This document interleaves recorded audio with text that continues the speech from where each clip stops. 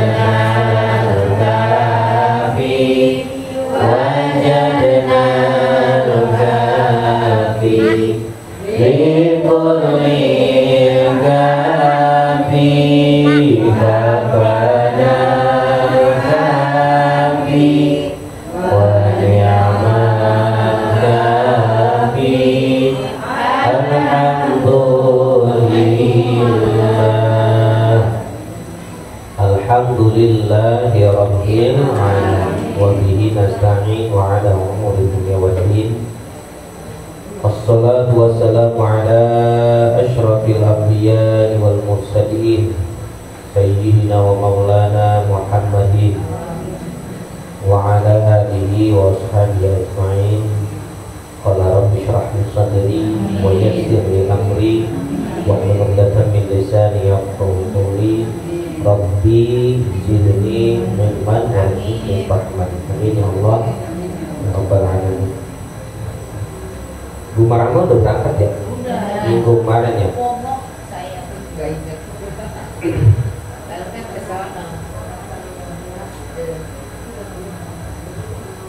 Ibu yang dimuliakan oleh Allah Subhanahu wa taala.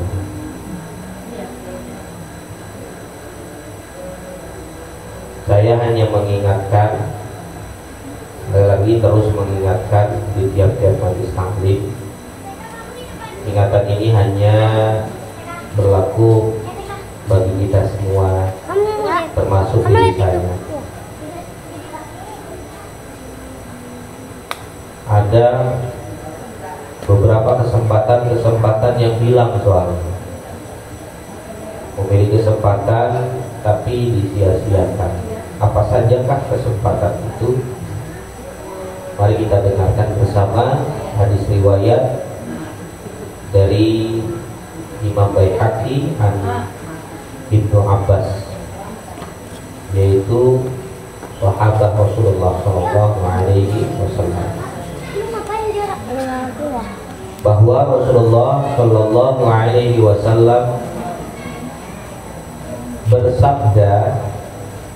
Ini hadis yang sering kita dengar sebenarnya, yang mungkin sudah hafal, sebagian sudah hafal, cuman lupa maknanya, lupa untuk menjaga. Apa hadisnya kira-kira? Iltanim khamsan qabla khamsin. Iltanim, jagalah. Kalimat perintah. Iltanim, jagalah. Diperintahkan, berarti kan Rasulullah memerintahkan kepada umat yang ini umat Rasulullah yang senantiasa dijaga. atau bermakna persiapkanlah oleh kalian. Kaliannya kan satu sahabat, kedua berlaku juga untuk umat, karena ini sabda pedoman umat muslim dan muslimat cuma dua, yakni Al-Quran dan hadis. Ahlussunnah wal jamaah menambahkan satu, yaitu ijma' ulama, gitu kan? Karena tanpa ijma' ulama akhirul zaman atau ijma' ulama yang berlaku, maka nanti sifatnya, kondisinya, situasinya berubah.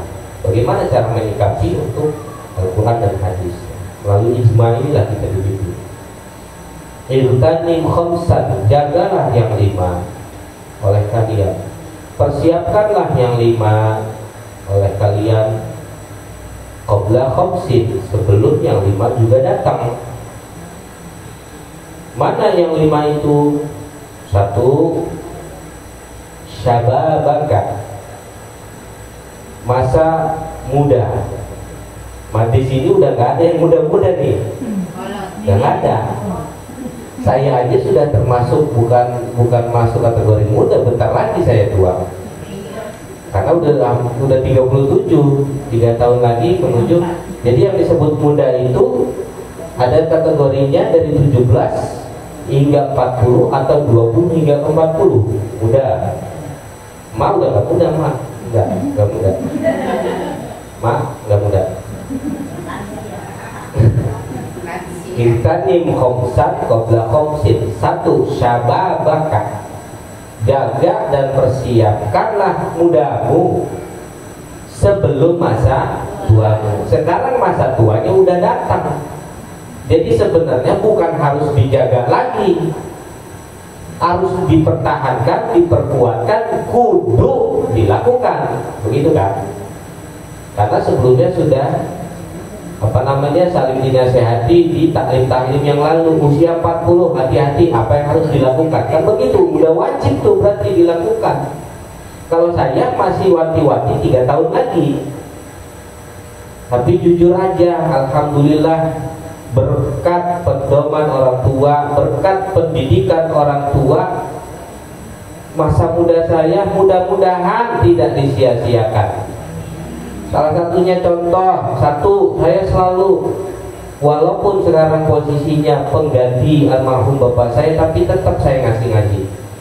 Masih ngaji saya di sini, masih ngaji nahu shorof, masih ngaji fikihnya, masih ngaji mengulas tajwidnya dan segala macam, bahkan membangun majlis taklim santri kolot. Awalnya Selasa malam Rabu sepi, cuma 5, 6, 4, 3, 5, 6, 4. Berpindah ke malam Sabtu sudah 1 bulan penuh mulu, hampir 20 orang, bahkan 20 lebih.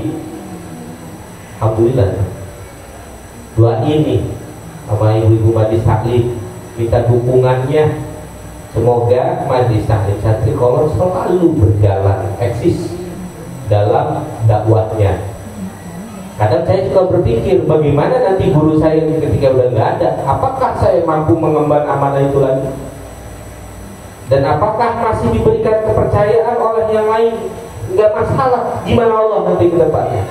Yang penting saya bangun masa muda saya sebaik-baiknya, beres.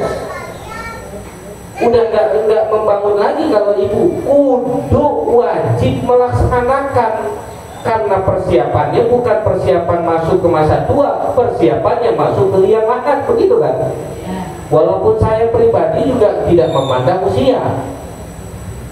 Sababaka qabla haramika, sebelum nanti masa tua datang. Saya pun sama. Bagaimana menjaga masa muda saya? Bagaimana saya bermanfaat, ilmunya bermanfaat, tenaganya bermanfaat, apalagi materinya bermanfaat.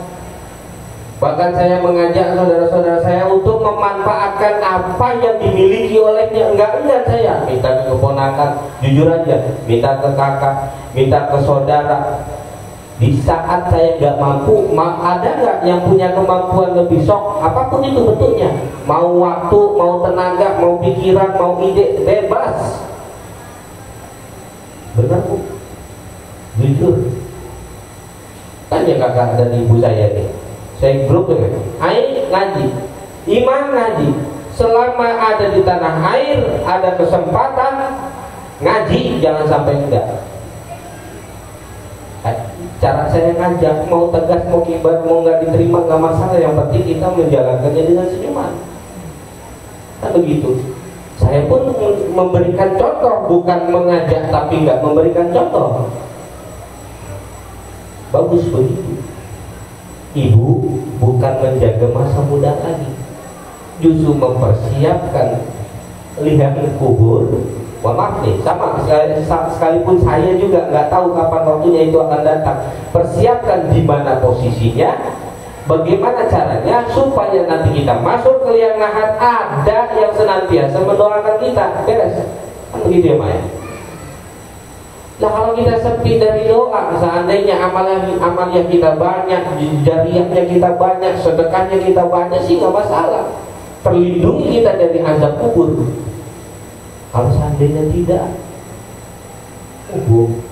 perkara barzakh itu cuma dua, antara nikmat dengan laknat. Beres.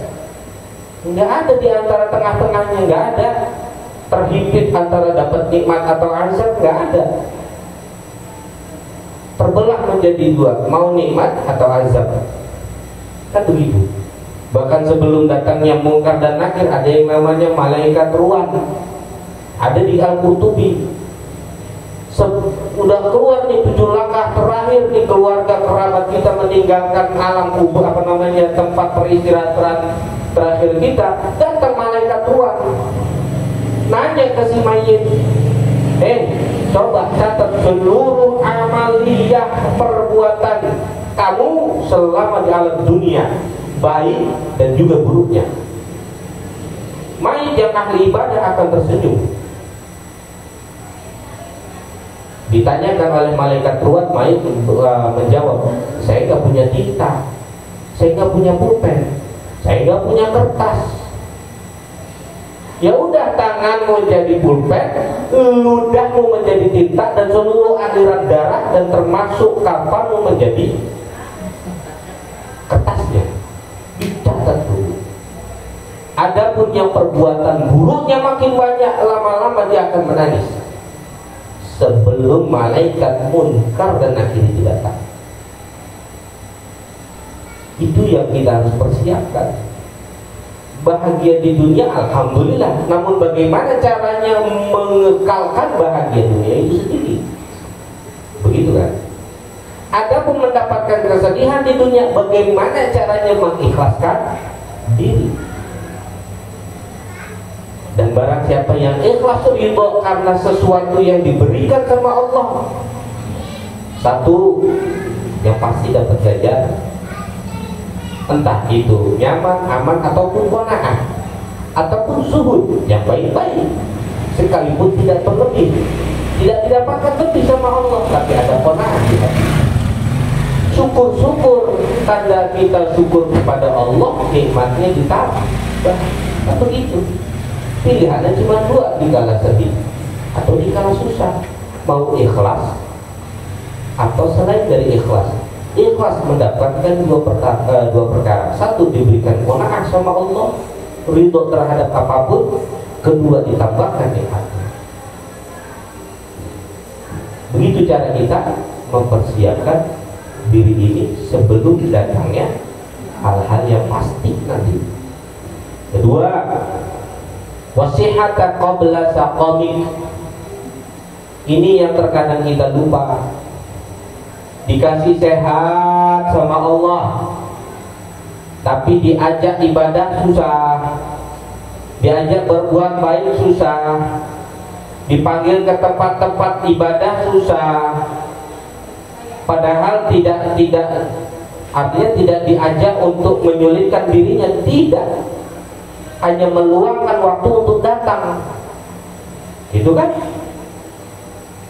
Ini yang paling susah. Tiba-tiba sakit, diberikan sakit. Kalau hamba yang mukmin pasti ikhlas dengan rasa sakit tersebut, menjadikan rasa sakit sebagai ibadah. Karena orang yang sakit mah diijabah doanya. digugurkan dosanya. Dijawab. Ini ada anak SMP nyampe di tempat, di ruang rawat inap. Ini anak polos nih SMP kelas 1 ngomong begini, "Ibu, doain saya ya. Saya minta doanya." Orang yang sakit ditanya begitu, coba. Yang benar yang mana? Anak muda yang benar.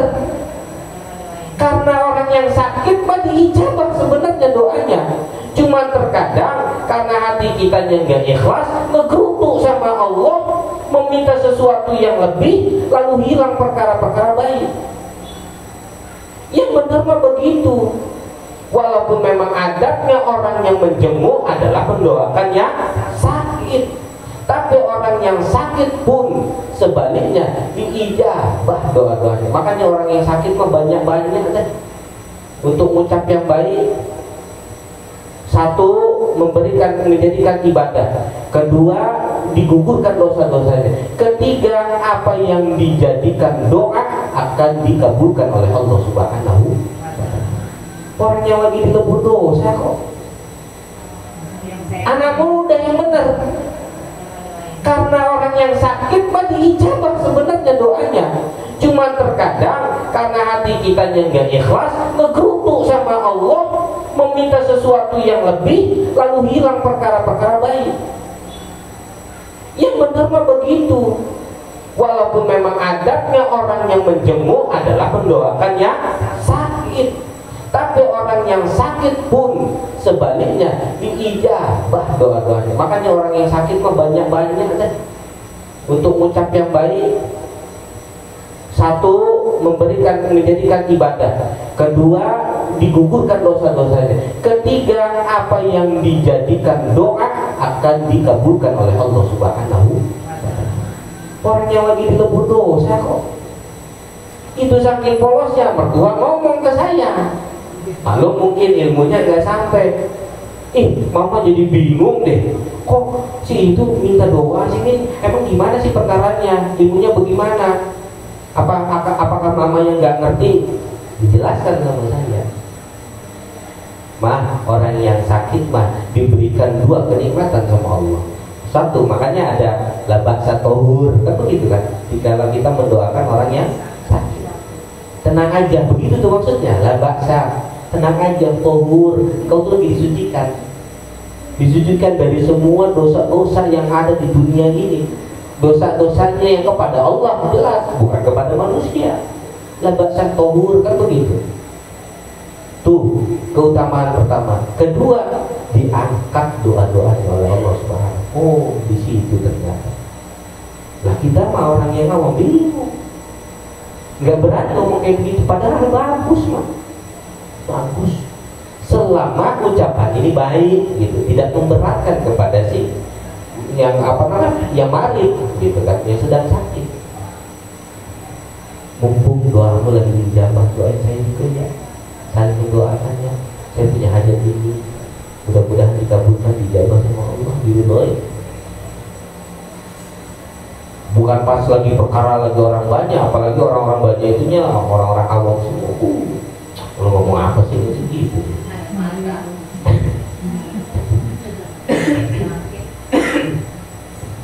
Tuh, ada yang perkara ini. Pernah nggak sih di hati ini merasa, ya Allah, andaikan saya sehat, saya ngaji terus, andaikan saya sehat, saya mau beli, andaikan saya sehat.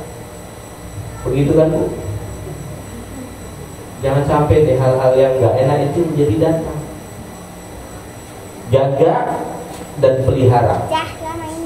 Allah sudah kasih kesempatan kepada kita dari saat ini. Lalu yang ketiga, wa ghinaka qabla faqrika. Allah kasih kemampuan dalam hal materi, dalam hal kekuatan, sebelum nanti Allah menjatuhkan, memvonis diri kita kepada atau menjadi sesuatu yang fakir. Kadang orang berpikir begini, ada harta yang tidak menjadikan nikmat kepada dirinya. Kan begitu kan? Karena apa? Karena rasa sakit di atas. Punya harta banyak, tapi tidak dimanfaatkan atau tidak membahagiakan dirinya, nggak bisa kemana-mana. Orang sakit, harta berlimpah tapi sakit, harta berlimpah mulut hilang rasanya, harta berlimpah mata nggak ngeliat tuh, padahal udah jalan-jalan kemana-mana. Karena apa Bu? Di tanah suci, alhamdulillah Bu, 2016 kemarin saya pulang bawa duit banyak. Seminggu sebelum kepulangan itu saya berpikir keras, cuma megang 35 real. 8 hari sebelum kepulangan saya megang 35 real. Itu 35 real ini mulut asem. Beli rokok 35 real, sampur nambil ala-ala Arab di sini. Enaknya luar biasa, apalagi yang pal rokok kan. Ini 35 real beli rokok habis sudah. Ya Allah, saya punya uang saya asem. Ini jangankan asem, saya pulang belum beli oleh-oleh. Ini sih nenangin, udah Amin tenang aja, jangan mikirin oleh-oleh. Nanti mama belanja di Senin, kan begitu kan? Lah anak muda yang berangkat 2 bulan pasca saya menikah, 2 bulan saya pengantin baru Bu, 35.000, gua belum beli oleh-oleh. Minimal pengen beli oleh-oleh buat emak, buat apa, buat bapak, buat kakak, buat saudara, buat istri saya. Ya Allah, baru nikah saya. Gimana ini? Minta sama Allah. Saya tahu ini Haramain, tanah suci, semua doa dijabah sama Allah. Minta saya sama Allah.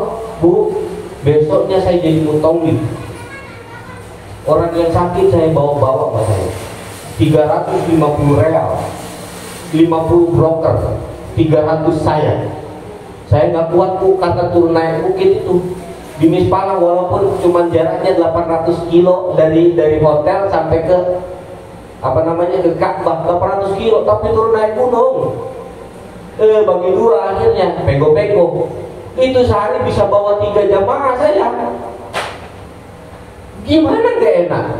Bawa terus datang.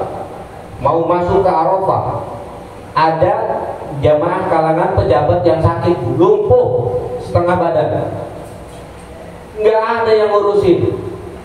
Kedengar nih mutawif dari rombongan berapa nih, Eka 5, ada anak muda katanya yang sering bawa-bawa jamaah. Orangnya nggak pernah mikir-mikir. Akhirnya saya datang, itu kan di Mispalang itu ada 2 hotel, jadi berseberangan. Saya naik ke lantai 10, itu lagi tiduran rebahan Bu, nggak bisa ngapa-ngapain. Usia 50 atau sampai 60. Saya mandi, saya gantiin baju, saya berangkatin, saya tawafin selama 3 hari. 3 hari saya berpikir, kok orang ini gak bayar gue ya? Beneran, serius. Manusiawi. Udah gak masalah lah, bismillah lah. Mungkin orang yang fakir, kan saya pikir begitu ya. Mungkin sama seperti saya, cuma 35.000 gitu kan. Atau punya duit cuma untuk hajatnya dia doang, udah gak masalah. Saya jalanin terus selama 3 hari. Selepas 3 hari dia pulang, kasih duit Bu 1 gepok 10 juta. Ya Allah Bu, beneran saya gak bohong. Ini awal dapat real tuh saya pego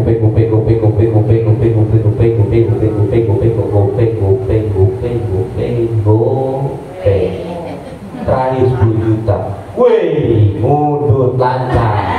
Belanja saya ke bukan pasar saya, Sauk Al Jafariyah, kurang lebih 1 atau 2 kilo, hampir 3 kilo lah. Dari apa namanya, dari pasar saya ke yang apa namanya, yang jembatan dulu ditanamkan Syekh Nawawi nggak bisa tembus, gitu, yang dekat apa namanya, makam apa Bu, lupa saya, samping bukan bukan baki, apa namanya, makam apa, lupa. Kalau baki kan di situ, Maklah. Belanja saya Bu, wih puas saya belanja, saya isi koper saya, pas digantung 24 kilo, waduh kelebihan 4 kilo ini, bagaimana ini? Saya bisa sampai masuk ke travel, saya masukin jam-jam, tembus bisa lewat. pulang duit banyak saya, rupiahnya bawa, realnya sisa 750. Tidak datang ke istri saya, mah, masya Allah, nih, bukan, oh ayah banyak duit, kan ayah lagi ibadah. Nih satu-satunya baju yang diberikan sama almarhum jamaah yang saya urus. Bu, di rombongan saya 33 jamaah, ada yang suami istri sakit, yang kayaknya pecah di hotel, cuma saya yang lapin tai di dinding.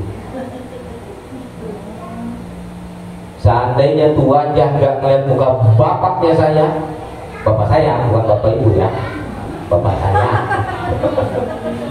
itu nggak akan pernah saya urus. Sampai nangis-nangis saya telepon sama bapak saya, Pak, saya salah apa saya? Emang apa lu? Ini tai berantakan di hotel.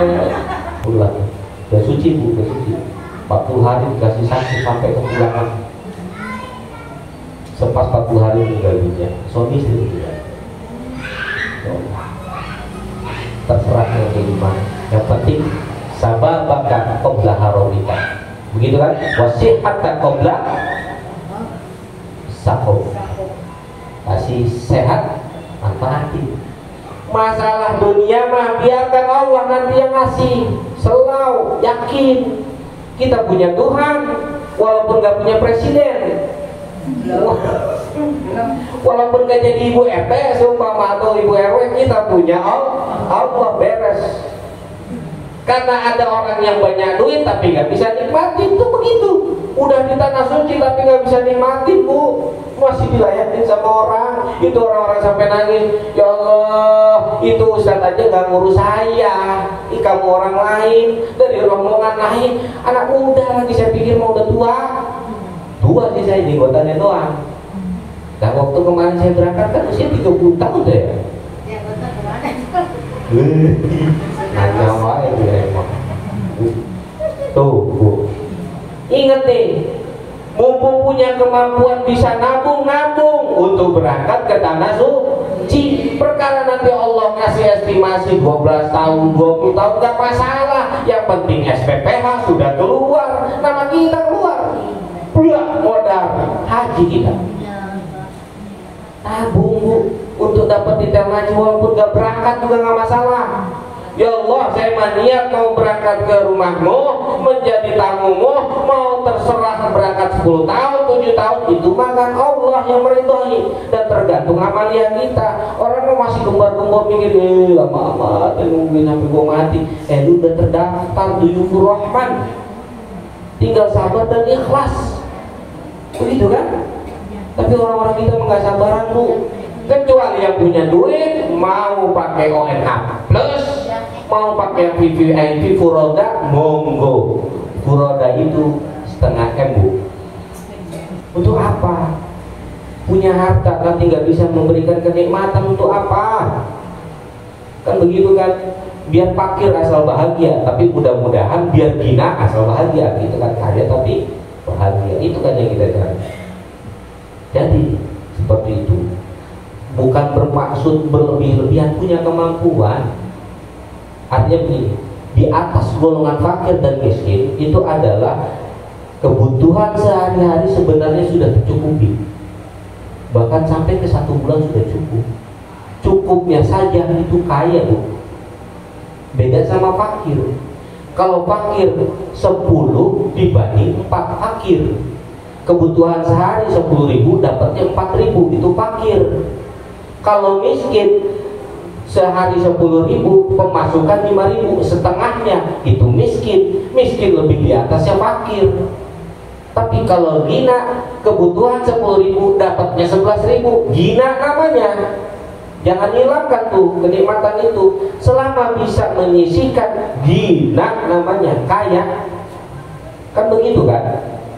Sisihkan, tabung, bismillah, tawakaltu Allah. Yang punya hajat mudah-mudahan iakan. Karena ada 3 yang dibangun sama Allah, yang dibantu sama Allah secara langsung. 1, niat menikah, dibantu sekalipun tidak memiliki harta dan pekerjaan.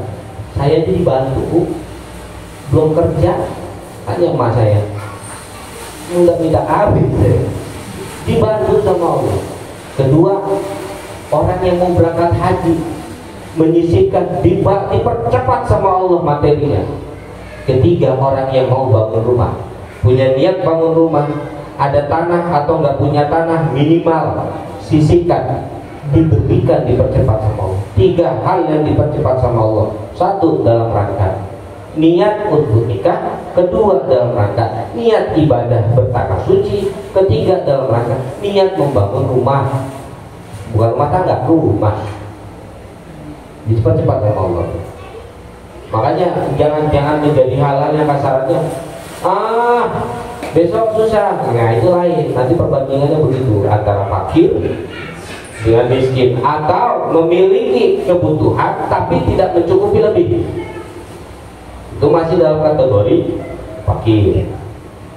Kalau memang punya lebih, yang disebut kebutuhan itu hajat sehari-hari. Kalau hajat sehari-harinya bisa melebihi dari keinginannya, berarti udah orang kaya. Harta yang tidak digunakan dengan sebaik-baiknya disalahgunakan, nantinya malah dipertanyakan di alam akhiratnya.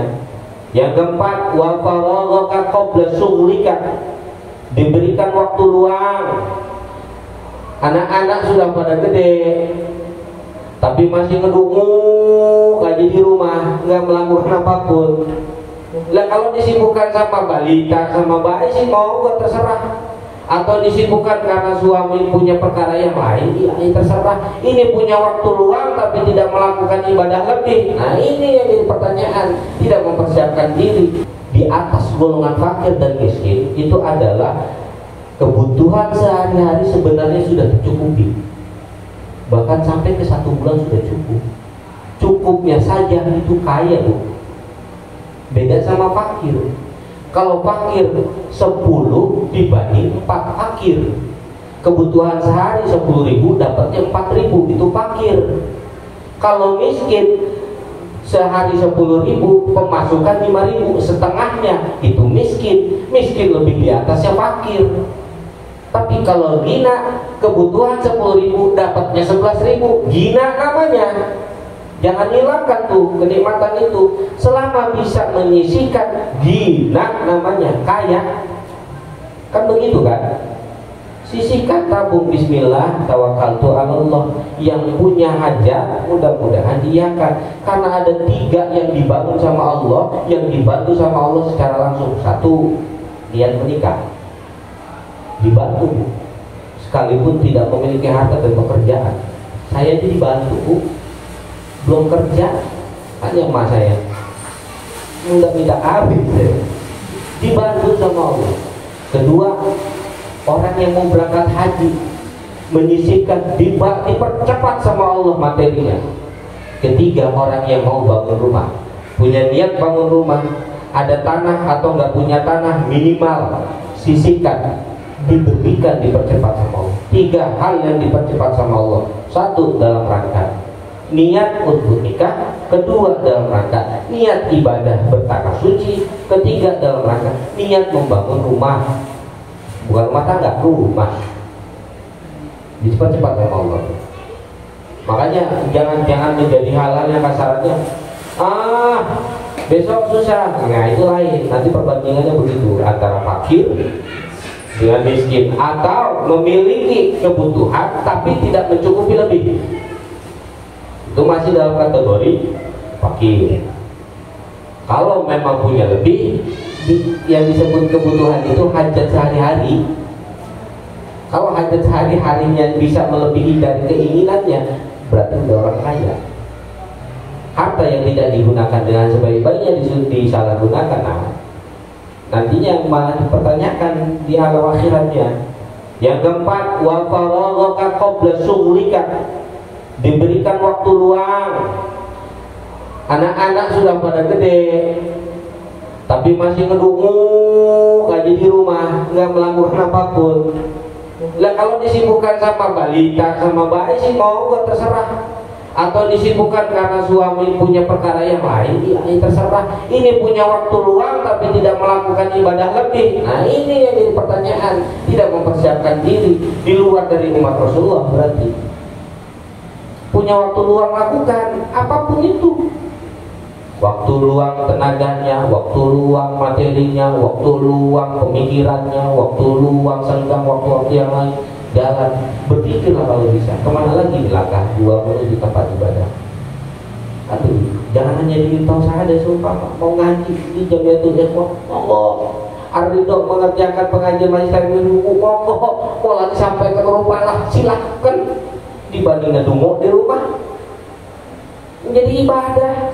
Langkah demi langkah dicatat sama Allah, baik pergi ataupun pulangnya, sampai keduduk pun menjadi keberkahan dari Allah Subhanahu wa ta'ala. Yang terakhir, wa hajataka qabla mautika, mumpung dikasih hidup, sakit tapi tetap hidup, miskin, fakir tapi tetap hidup, kan begitu kan? Nggak punya waktu luang tapi tetap hidup, mulut yang mengucap untuk ibadah, pergerakan yang menjadi pergerakan ibadah, pikiran yang menjadi pikiran ibadah, hatinya selalu beribadah. Apa kata Rasulullah SAW? I'mal dunyaka ka'annaka ta'isu abada. Kalau perkara dunia berarti masih diberikan kesempatan dalam hidup, jangan ngoyo. Jangan terlalu terus-menerus nyari harta dan segala macamnya. Maksudnya ta'isu abada, besok itu masih ada hari. Istirahat, berdekatan dengan anak, berdekatan dengan suami, berdekatan dengan saudara, berdekatan dengan para tetangga. Coba sih istirahat dulu. Jangan mundar-mandir ngurusin dunia. Ta'isu abada, ini hidup seolah-olah selamanya. Maksudnya jangan ngoyo, jangan memforsir diri. Kecuali sebaliknya, kalau memikirkan tentang akhirat, ka'annaka tamutu ghoda. Gua belum sholat ini, gimana besok? Kalau seandainya hari ini gua dikasih kematian sama Allah, kalau seandainya hari ini gua tiba-tiba serangan jantung, kalau serangan ada doorprize sih pun nggak masalah. Seneng gitu kalau ada doorprize sama gitu kan. Kalau serangannya jantung, saya kan diserang jantung. Ini kalau yang serang kantong sih kita mesti ngeles gitu kan. Serang jantung, ya Allah. Kalau memikirkan akhirat, ka'annaka tamutu ghoda. Aduh, jangan ditunda-tunda deh untuk masalah akhirat. Mumpung ada rezeki, mumpung ada tenaga, mumpung sehat, mumpung otak waras, mumpung ada ibu, ada saudara, ada anak, ada suami, ada tetangga, ada kerabat. Jalan bu, kunjungi saudaranya. Punya harta lebih, berikan oleh-olehnya. Bunga itu bunga luar biasa. Tamu dimuliakan sama Allah. Orang yang ditamui diangkat, penyakit-penyakit yang ada di rumahnya didatangkan keberkahan. Semua juga ada ganjarannya. Gak mungkin gak ada ganjaran.